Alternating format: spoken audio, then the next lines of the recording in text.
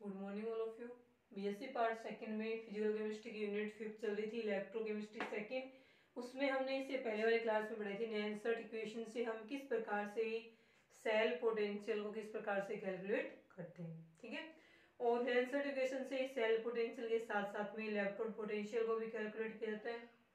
आज हम पढ़ेंगे कि जो सेल ईएमएफ होता है उसका डेरिवेशन की उसको हम किस प्रकार से डेराइव करते हैं। सेल ईएमएफ, ईएमएफ की फुल फॉर्म क्या होती है? तो ईएमएफ की फुल फॉर्म होती है यहाँ पे इलेक्ट्रो, एम से बनता है यहाँ पे मोटिव, एफ से बनता है यहाँ पे फोर्स। तो हिंदी में इसका नाम रहेगा विद्युत वाहक बल, सेल का विद्युत वाहक बल। तो ईएमएफ क्या होता है? इलेक्ट्रोमोटिव फोर्स, विद्युत वाहक बल। यानी कि सेल के द्वारा जब करंट का फ्लो होता है, विद्युत धारा प्रवाहित होती है, तो उसके लिए जो फोर्स कार्य करता है, बल कार्य करता है, उसी को हम क्या बोलते हैं? इलेक्ट्रोमोटिव फोर्स, हिंदी में विद्युत वाहक बल के नाम से जानते हैं। अब इस सेल ईएमएफ का या सेल के विद्युत वाहक बल का डेरिवेशन या किस प्रकार से हम ज्ञात कर सकते हैं, किस प्रकार से इसका डेराइव हुआ था, उसे हमें पढ़ना आज की क्लास में। उसके बाद हम ज्ञात करेंगे इलेक्ट्रोड का पोटेंशियल है वो किस प्रकार से ज्ञात करते हैं, ठीक है। तो इसके लिए अपने को करना क्या है? वही एक इक्वेशन लिखनी है, वही जनरली चलेगी, a plus b c plus d बनना। देखें तो ईएमएफ की फुल फॉर्म क्या होगी? इलेक्ट्रोमोटिव फोर्स, विद्युत वाहक बल हो जाएगी। अब देखें, मान लीजिए एक रिएक्शन थी, एक रिएक्शन क्या है? ए प्लस बी से क्या बन गया? अपन रिवर्सिबल मान लेते हैं इस रिएक्शन को कि ए प्लस बी से इस रिएक्शन में बन गया आपके सी प्लस में डी। ए प्लस सी से क्या, बी से क्या बन गया? सी प्लस डी है वो बन गया। अब बोला कि इस रिएक्शन की संपीत रिएक्शन हुई तो उस टाइम इसकी गिब्स फ्री एनर्जी में भी क्या होगी? कमी होगी गिब्स मुक्त ऊर्जा में। अब गिब्स मुक्त ऊर्जा में जो कमी हुई है उसको हम लिख रहे हैं डेल जी से। कमी हुई इसलिए माइनस का साइन लगा दिया। इसको निकालने का फॉर्मूला होता है माइनस में डेल जी नोट माइनस में R T L N Q. इस फॉर्मूले से ज्ञात कर सकते हैं। ये बोला एक रिएक्शन ऐसे थी जिसमें ए प्लस बी रिएक्टेंट ने मिलकर सी प्लस डी प्रोडक्ट का फॉर्मेशन कर लिया। अभी जो रिवर्सिबल रिएक्शन हुई है उसके लिए इस रिएक्शन की जो गिब्स फ्री एनर्जी थी, गिब्स मुक्त ऊर्जा, उसमें जो कमी हुई थी उसको हमने इस इक्वेशन से निकाली। इस इक्वेशन से उसे हम कैलकुलेट कर सकते हैं। अब गिब्स फ्री एनर्जी में कमी हो रही है इसलिए यहाँ पे साइन किसका लगाया? हमने माइनस का साइन लगा दिया। इसके लिए हम बोले कि ये तो क्या है? गिब्स मुक्त ऊर्जा में होने वाली कमी।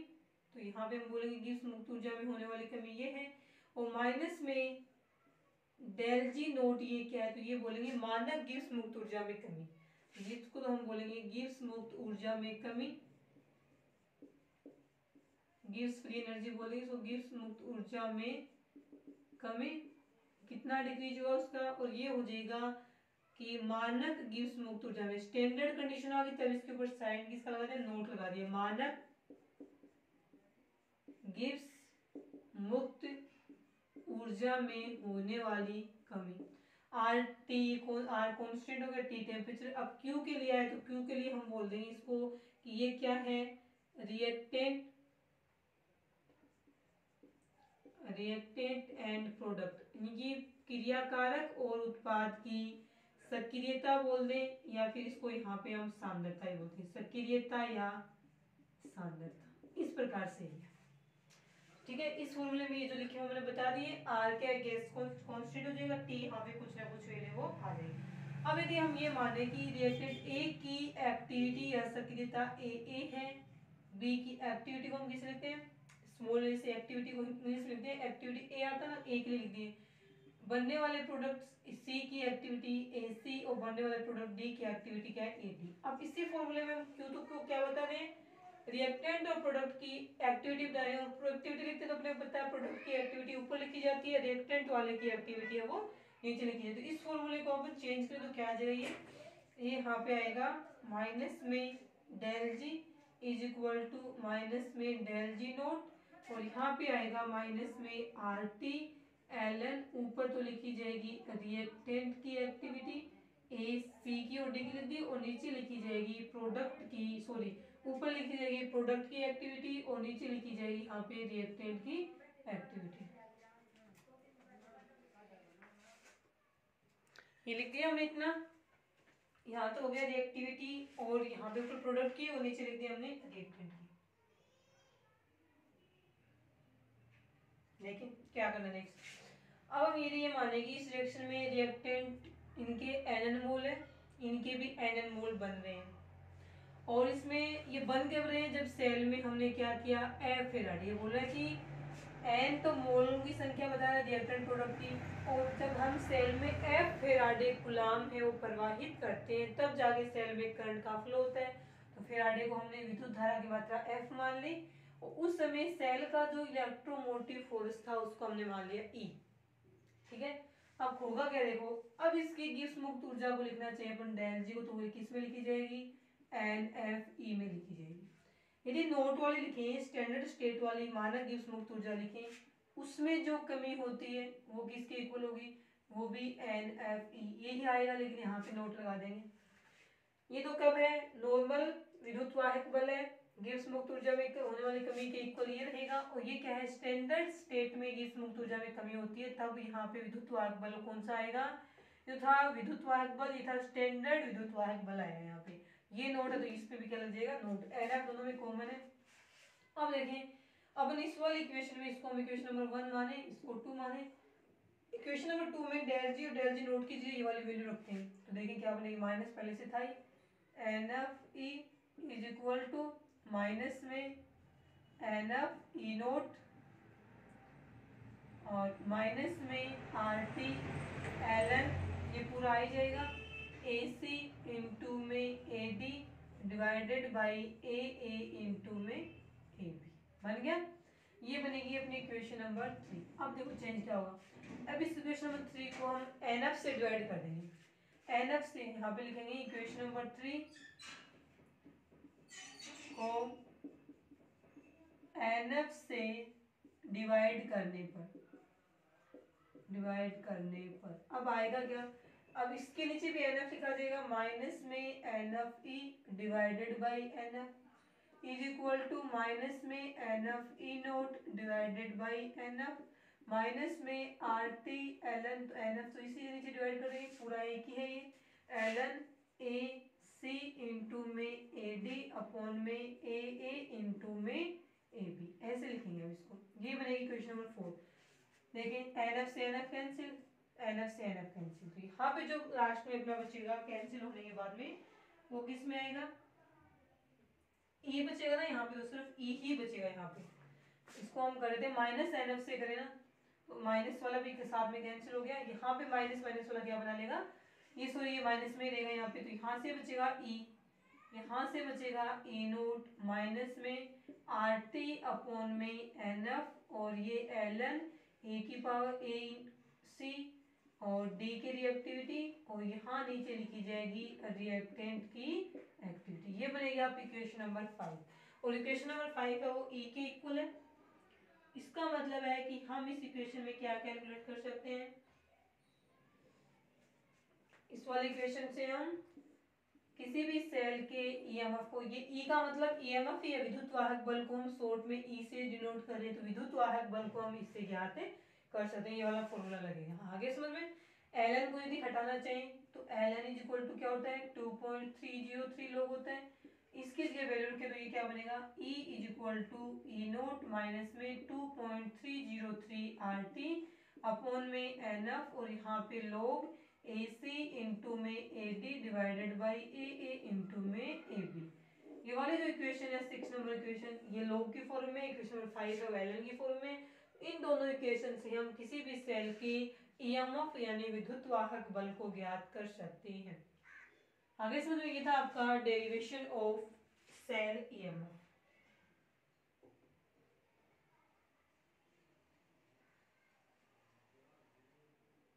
अब इलेक्ट्रोड के लिए भी इसे हम इसी प्रकार से ज्ञात कर सकते हैं। ठीक है, ये तो सेल के लिए ईएमएफ निकाला था, अब इसी प्रकार से हम किसी इलेक्ट्रोड के लिए भी क्या कर सकते हैं, ईएमएफ को कैलकुलेट कर सकते हैं। अब ज्ञात करेंगे हम कि एक इलेक्ट्रोड होता है उसके लिए ईएमएफ किस प्रकार से ज्ञात की जाती है। देखें,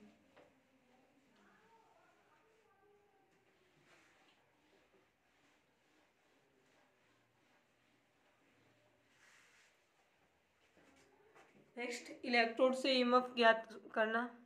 देखें इलेक्ट्रोड के लिए किस प्रकार से ज्ञात कर सकते हैं, तो यहाँ पे हम लिखेंगे, पीछे जो हम पढ़ के है ना किस प्रकार से वो लिखे थे हमने, डायरेक्ट लिखे थे, उसका डेरिवेशन नहीं किया था हमने, डेरिवेशन यहाँ पे करते हैं। तो नेक्स्ट रहेगा डेरिवेशन ऑफ इलेक्ट्रोड पोटेंशियल।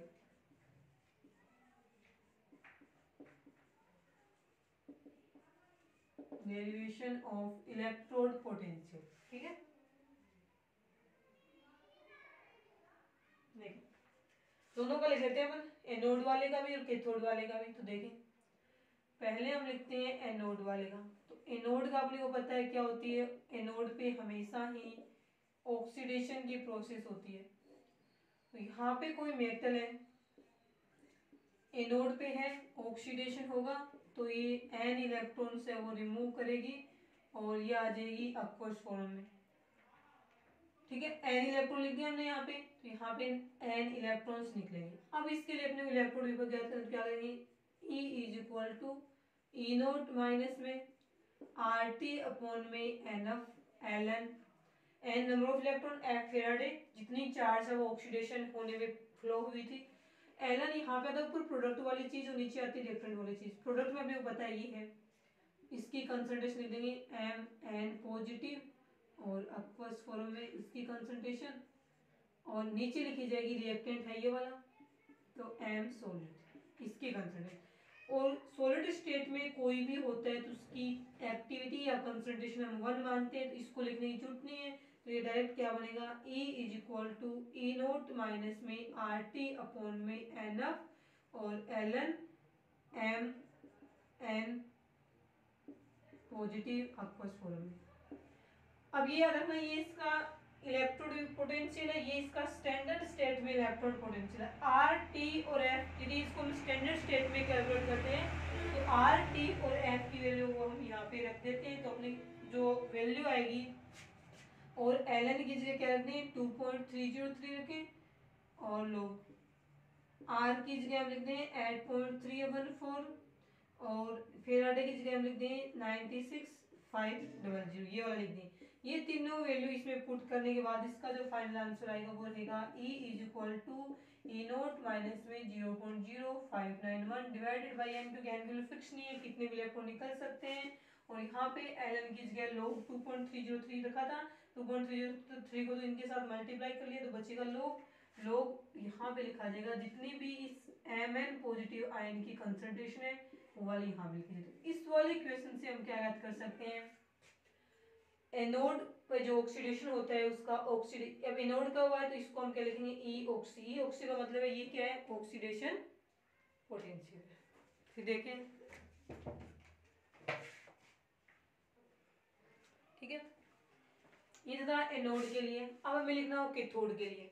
देखिए वापस करेंगे इसको, इस बार अपने को लिखना है कैथोड का। ये था एनोड के लिए, तो ये ऑक्सीडेशन है, तो ये वाला भी क्या है, ऑक्सीडेशन पोटेंशियल।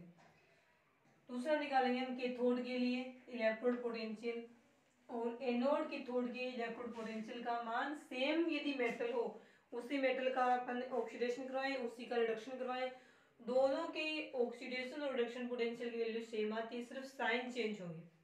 आगे सुने, दोनों के इलेक्ट्रोड यानी ऑक्सीडेशन पोटेंशियल और रिडक्शन पोटेंशियल की वैल्यू होती है सेम, केवल उनके साइन चेंज होते हैं, एक का प्लस में आता है तो उसका रिडक्शन माइनस में आ जाएगा, और यदि उसका रिडक्शन वाला पोटेंशियल माइनस में आता है तो उसका ऑक्सीडेशन वाला किस में आ जाएगा, प्लस में। सिर्फ आपको साइन चेंज करने होते हैं, ठीक है। अब देखें आपको दूसरा इलेक्ट्रोड, दो थे इलेक्ट्रोड, एनोड वाला देख ही लिया, दूसरा हम देखेंगे कैथोड वाला। और कैथोड पे अपने को पता है कौन सी प्रोसेस होती है, कैथोड पे हमेशा ही रिडक्शन वाली प्रोसेस होती है, यानी अपचयन की क्रिया कैथोड पे होती है।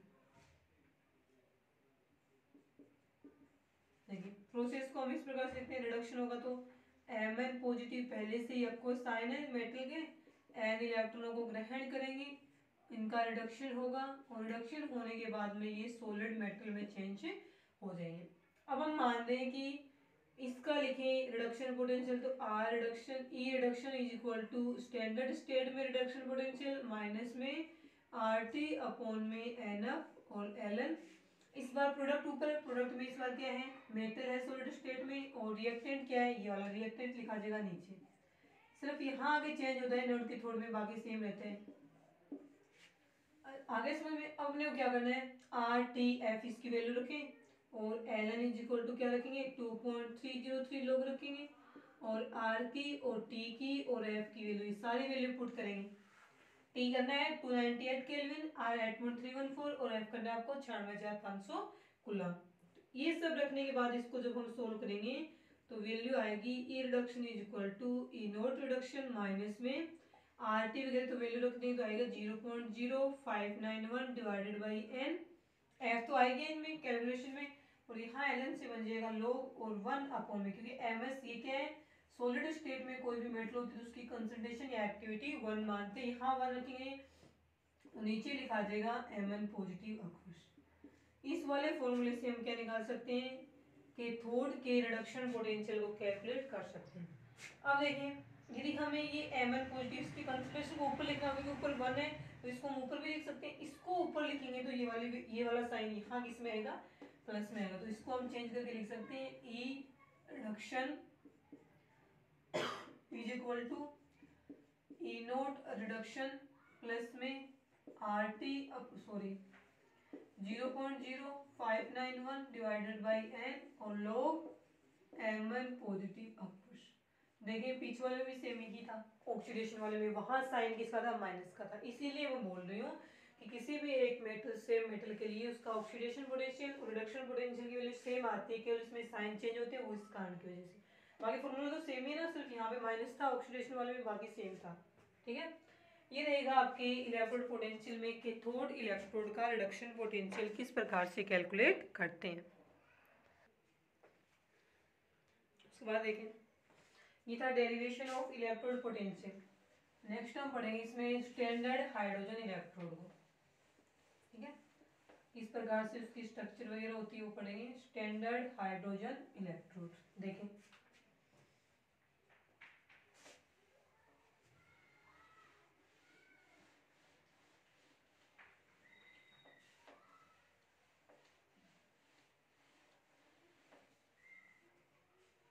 ठीक है, नेक्स्ट हेडिंग लिखें,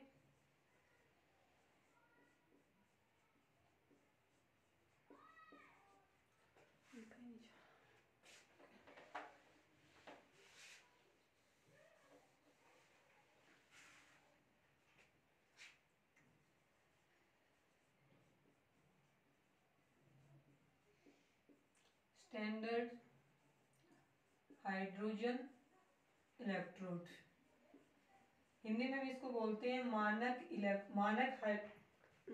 हाइड्रोजन इलेक्ट्रोड, और शॉर्ट में इसको हम बोलते हैं SHE। स्टैंडर्ड से लिया एच, यहाँ हाइड्रोजन से लिया एच और इलेक्ट्रोड से लिया ई, तो ये क्या बन गया स्टैंडर्ड हाइड्रोजन इलेक्ट्रोड। शॉर्ट में नाम है इसका SHE, और हिंदी में इसका नाम रहेगा मानक हाइड्रोजन इलेक्ट्रोड। होता क्या यूज होता है इसका, वो पढ़ना है। सबसे पहले देखते हैं ये होता क्या है, तो हम बोलेंगे कि ये हाइड्रोजन का एक इलेक्ट्रोड होता है। अब देखिए, सॉरी, हाइड्रोजन तो एक गैस होती है तो उसका इलेक्ट्रोड कैसे बनेगा, देखिए इलेक्ट्रोड ऐसे बनेगा कि इस प्रकार से इसका डायग्राम बनाते हैं। यहाँ पे हमने एक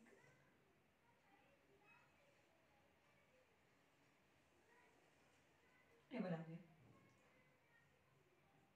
यहाँ मेटल है और यहाँ इसको प्लेटिनम के वायर से, ये था प्लेटिनम वायर। रियलिटी में देखें तो ये प्लेटिनम का ही क्या होता है, एक इलेक्ट्रोड है वो होता है। करना क्या अपने को, मेटल को, धातु का एक टुकड़ा है, प्लेटिनम वायर से इसको हमने ऐड कर दिया। यहाँ पे हमने क्या किया कि H2 गैस को 1 atm प्रेशर पे इसके अंदर प्रवाहित किया, एक कांच से बनी हुई एक नली है। यहाँ पे इस इलेक्ट्रोड में अपना जो ये इलेक्ट्रोलाइट सॉल्यूशन होता है वो कौन सा होगा, तो ये 1 मोलरिटी कंसंट्रेशन वाला H पॉजिटिव आयनों का क्या होगा सॉल्यूशन। H पॉजिटिव का मतलब ये HCl का हो सकता है, क्योंकि HCl में क्या होते हैं H पॉजिटिव आयन होते हैं, तो यहाँ 1 मोलरिटी का क्या होगा H पॉजिटिव आयनों वाला या एसिडिक सॉल्यूशन यहाँ पे रहेगा। यहाँ पे H2 गैस इसके अंदर जाएगी तो यहाँ पे क्या बनेंगे, इस प्रकार से बुलबुले वो बन जाते हैं, किसके, हाइड्रोजन गैस के लिए। यहाँ पे बुलबुले आपको शो करने हैं। अब देखिए इसमें रिएक्शन कैसी होती है, रिएक्शन कैसी होगी इसमें, तो यहाँ पे हम बोलेंगे ये जो इस सॉल्यूशन में H पॉजिटिव आयंस होते हैं ना, तो इसकी जो सेल रिएक्शन देखी जाए तो सेल रिएक्शन इस प्रकार से होती है। 2H पॉजिटिव आयंस होते हैं, वो 2 इलेक्ट्रॉन्स को एक्सेप्ट करेंगे, एक्सेप्ट करके वो क्या बनाते हैं H2 गैस में। यहाँ H2 गैस के फॉर्म में, यहाँ H पॉजिटिव आयन है वो aqueous फॉर्म में। ये 2 इलेक्ट्रॉन को ग्रहण करेंगे, ग्रहण करके ये क्या बनाने H2 गैस फॉर्म करेंगे, H2 गैस यहाँ बुलबुलों के रूप में उत्पन्न है वो हो जाती है। अब बोलते हैं इसका जो इलेक्ट्रोड विभव होता है, यहाँ पे जो H2 गैस है वो उसका प्रेशर है 1 atm, और यहाँ पे जो H पॉजिटिव आयन है उसकी कंसंट्रेशन है 1 मोलरिटी। ये कंसंट्रेशन है, और इनका प्रेशर, गैस का तो प्रेशर होता है और आयंस की क्या होती है कंसंट्रेशन होती है। अब इसकी जो यहाँ पे हम इस रिएक्शन के लिए इलेक्ट्रोड विभव आएगा, ये यहाँ पे ये सब रिएक्शन हो रहे थे, ये 1 atm पे इस समय ये जो एक्सपेरिमेंट किया था तब इसका टेम्परेचर 298 केल्विन लिया था, और मोलरिटी क्या है इसकी, कंसंट्रेशन क्या है 1 मोलरिटी में, तीनों ही स्टैंडर्ड कंडीशन है। 1 मोलरिटी कंसंट्रेशन हो, प्रेशर 1 atm हो, टेम्परेचर 298 केल्विन। इसका मतलब ये रिएक्शन स्टैंडर्ड कंडीशन में हो रही है, तो इसका जो इलेक्ट्रोड विभव होगा वो भी कैसा होगा, स्टैंडर्ड इलेक्ट्रोड पोटेंशियल होगा। ऐसा नहीं लिख सकते हम, क्योंकि सारी चीजें इसमें क्या है, ये जो रिएक्शन हो रही है इसमें एक्सपेरिमेंट हो रहा है इलेक्ट्रोड का, वो स्टैंडर्ड कंडीशन में हो रहा है। स्टैंडर्ड क्या देख के बताया हमने कि आयंस की कंसंट्रेशन हमने 1 मोलरिटी ली है, प्रेशर 1 atm रखा है, टेम्परेचर 298 केल्विन रखा है, तो हम बोलेंगे कि इस इलेक्ट्रोड का जो इलेक्ट्रोड पोटेंशियल आएगा उसे ई नोट से लिखेंगे, और इसकी वैल्यू है वो कितनी आती है 0 आती है। अब अपने को मान लीजिए जिंक इलेक्ट्रोड का इलेक्ट्रोड पोटेंशियल ज्ञात करना हो, तो अकेला ऐसा इलेक्ट्रोड बना के उसका इलेक्ट्रोड पोटेंशियल तो ज्ञात कर नहीं सकते, तब क्या कि हमको पहले सेल बनाना पड़ेगा उस इलेक्ट्रोड को। उस इलेक्ट्रोड का सेल बनाने के लिए अपने को दूसरा इलेक्ट्रोड चाहिए होगा। तो मान लीजिए अपने को जिंक इलेक्ट्रोड का पूछना है कि जिंक इलेक्ट्रोड का इलेक्ट्रोड पोटेंशियल ज्ञात करो, तो हम सेल बनाएंगे, तो सेल बनाने के लिए अपने को दूसरा इलेक्ट्रोड भी चाहिए। दूसरा इलेक्ट्रोड के लिए हम किसका यूज करेंगे, स्टैंडर्ड हाइड्रोजन इलेक्ट्रोड को यहाँ पे यूज करेंगे। अब इस पूरे सेल का क्या निकालेंगे, इलेक्ट्रोड विभव कैलकुलेट करेंगे। वो जो आएगा वो अकेले जिंक का होगा, क्यों होगा, क्योंकि स्टैंडर्ड हाइड्रोजन इलेक्ट्रोड का तो हम पहले पढ़ के आए हैं, ये चाहे अकेला रहे चाहे किसी के साथ जुड़ के रहे, इसका इलेक्ट्रोड पोटेंशियल 0 आएगा। जब इसका 0 है तो पूरे सेल का जो आएगा वो इसी का तो होगा ना। तो इस प्रकार से स्टैंडर्ड हाइड्रोजन इलेक्ट्रोड का उपयोग किसी इलेक्ट्रोड का इलेक्ट्रोड पोटेंशियल ज्ञात करने में किया जाता है। कैसे करते हैं, क्यों करते हैं, तो इसमें आएगा कि जैसे हमें किसी भी धातु के इलेक्ट्रोड का क्या ज्ञात करना हो, इलेक्ट्रोड पोटेंशियल ज्ञात करना हो, तो हम उस धातु के इलेक्ट्रोड का मानक हाइड्रोजन इलेक्ट्रोड के साथ में जो संयोजन करके एक सेल बनाते हैं, फिर इस सेल में विद्युत धारा प्रवाहित करते हैं, फिर इस सेल का हम सेल विभव कैलकुलेट करते हैं, जो कि आसानी से हो जाता है। अकेले इलेक्ट्रोड का इलेक्ट्रोड विभव ज्ञात करना बहुत ही मुश्किल काम होता है ना, इस कारण से हम उसका सेल बनाते हैं। सेल बनाने के लिए दूसरा इलेक्ट्रोड चाहिए होगा, और दूसरा ऐसा चाहिए होगा कि जिसका हमें पहले से क्या हो, इलेक्ट्रोड विभव का मान पता हो।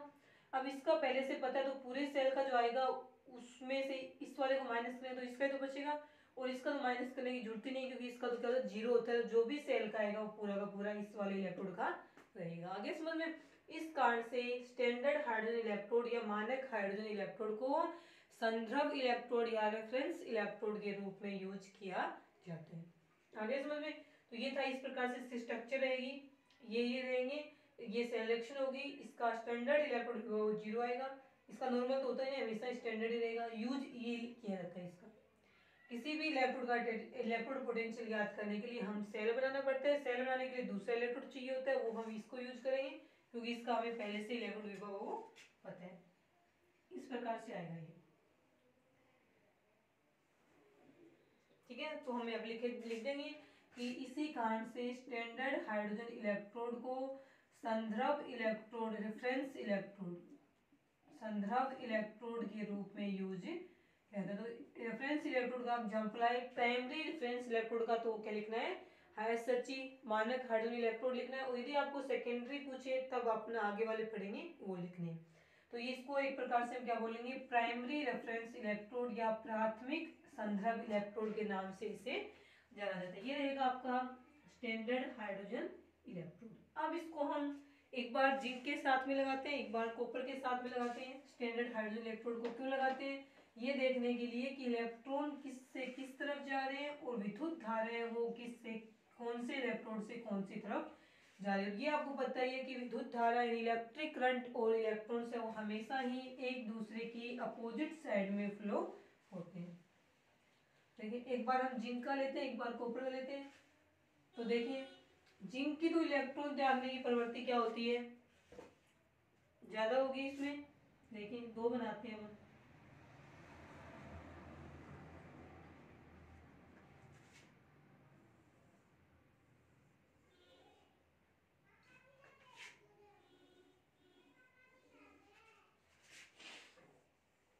यहाँ पे हम इसको मान लें जिंक का इलेक्ट्रोड, यहाँ पे हम इसको मानते हैं प्लेटिनम। प्लेटिनम का मतलब ये क्या है, स्टैंडर्ड हाइड्रोजन इलेक्ट्रोड है।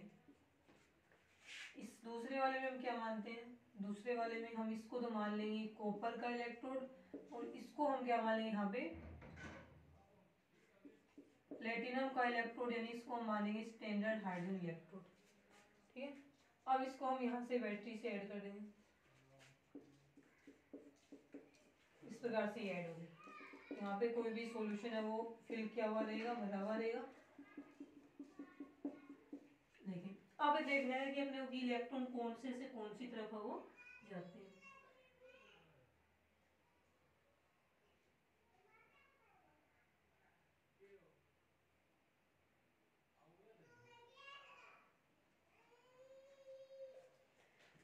इसमें देखिए अब ये दो यूज करके इस पर ये बताना चाह रहा है कि यदि कोई धातु ऐसी हो जिसकी इलेक्ट्रॉन त्यागने की प्रवृत्ति हाइड्रोजन से हो ज्यादा हो। अब देखें इस प्रकार से ना टोटल ये है अपना ई सेल का है, उसमें से यहाँ लिखेंगे हम हाइड्रोजन वाला और यहाँ लिखेंगे वहाँ पे मेटल का, जिस मेटल का इलेक्ट्रॉन है। अब हम बोलेंगे कि हो सकता है ये माइनस में आए, हो सकता है ये प्लस में आए। प्लस माइनस में कैसे आएगा, तब हम ये बोलेंगे यदि यहाँ पे किसी धनात्मक भी हो सकता है इलेक्ट्रॉन विभव, ऋणात्मक भी हो सकता है।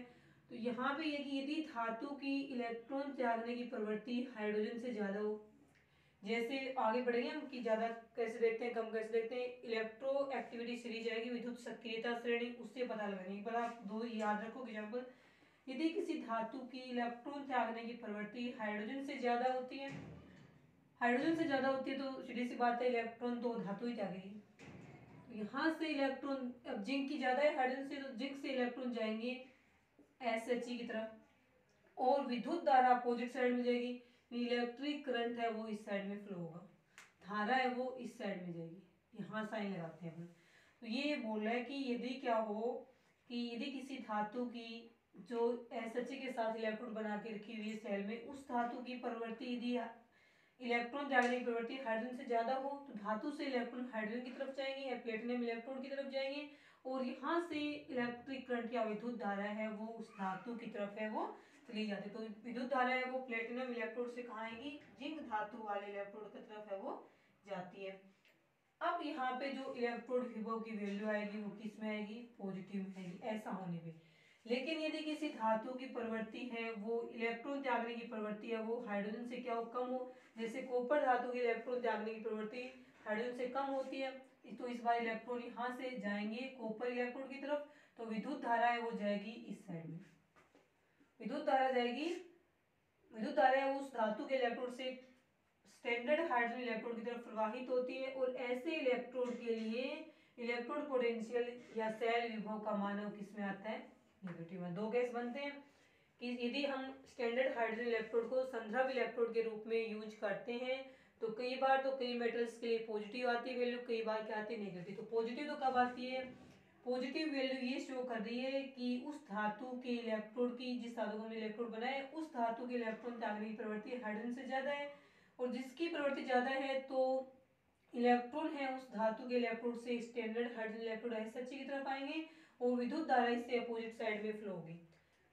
यहाँ देखें तो यदि इलेक्ट्रोड विभव का मान किसमें, नेगेटिव में आई, तो नेगेटिव में आने का मतलब है कि धातु सॉरी SHE से इलेक्ट्रॉन है वो किसमें जाएंगे, धातु की तरफ जाएंगे। नेगेटिव आने का मतलब है कि उस धातु की इलेक्ट्रॉन त्यागने की प्रवृत्ति हाइड्रोजन से कम है तो इलेक्ट्रॉन यहाँ से यहाँ जाएंगे, विद्युत धारा है उस धातु के इलेक्ट्रॉन से SHE की तरफ क्या होगी, फ्लो होगी। ऐसा होने पे इलेक्ट्रोड विभव की वैल्यू किसमें आएगी, नेगेटिव में आएगी। ठीक है, इसके बाद इसका जो नेक्स्ट पार्ट है जिसमें हम पढ़ेंगे कि कौन सी धातु की कम होती है इलेक्ट्रॉन त्यागने की प्रवृत्ति हाइड्रोजन से, कौन सी की ज्यादा होती है।